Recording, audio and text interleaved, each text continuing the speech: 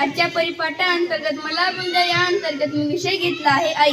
मित्रांनो, आई अशी एक व्यक्ती असते की जी नशिबवाल्यानं भेटते.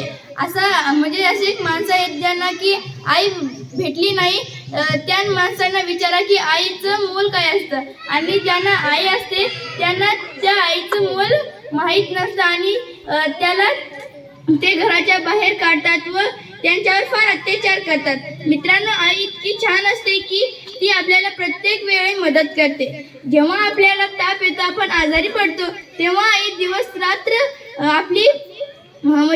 आपले आजार बरा व्हावा म्हणून फार कष्ट येते आणि आपल्याला बरं करून सोडते. व आपली आई इतकी छान आहे. ती शेतात जाऊन काम करते व आपल्याला शिकवते. आणि आपण जेव्हा मोठे होतो तेव्हा आपण त्या आईला घराच्या बाहेर काढतो. आपण तसं केलं नाही पाहिजे. आणि आई एक असं अनमोल खजिना आहे की जे एका नशीबवाल्या व्यक्तींनाच भेटतो. आईशिवाय आपला अख्खा जग सुना आहे. आणि आईला आपण जाणलं पाहिजे.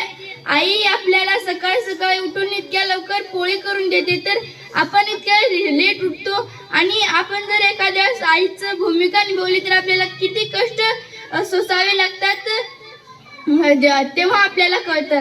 आणि आपल्या आईला आपण जाणून घेतलं पाहिजे. मागच्या वेळेस म्हणजे आपल्याला आई थोडासा आनंद दिला, तर आई जितके काम करून येते ती आई सगळी म्हणजे थकवा त्याचा जातो. तर आपण आईला थोडासा खाली आनंद दिला पाहिजे. आपण आईला त्यांच्या मागच्या गोष्टी विचारल्या तर ती आई आपल्याला थोडंसं सांगते आणि थोडंसं सांगत नाही, तर ते सुद्धा आपण जाणून घेतलं पाहिजे. आणि आईला थोडंच खाली वेळासाठी आपण आनंद दिला पाहिजे. ज्याला आई नसते त्यांना विचारा की आईचं मोल काय असतं आणि आईचं प्रेम किती अनमोल असतं, ते विकत घेता सुद्धा येत नाही. आणि आईला आपल्याला जर आपल्याला एकच आई असेल तर त्याला भरपूर प्रेम करा. आणि आपण जर मोठे झालो, आई आपल्यापासून दूर झाली, तर तेव्हा कळतं आई कशी होती ना. आपण आईचा स्वभाव आई आपली किती प्रेम करते ते आपण जाणलं पाहिजे. आणि आपण आईला उलट बोललं नाही पाहिजे. आणि आईला आपण ओळखून घेतल्यानंतरच आपल्याला खरी आई भेटते. जेव्हा आपल्याकडे आई नसते तेव्हा आपल्याला कळतं आई किती लवकर सकाळी उठून आपल्याला पोळी भाकरी करून आपल्याला शाळेत जाऊन सोडायची.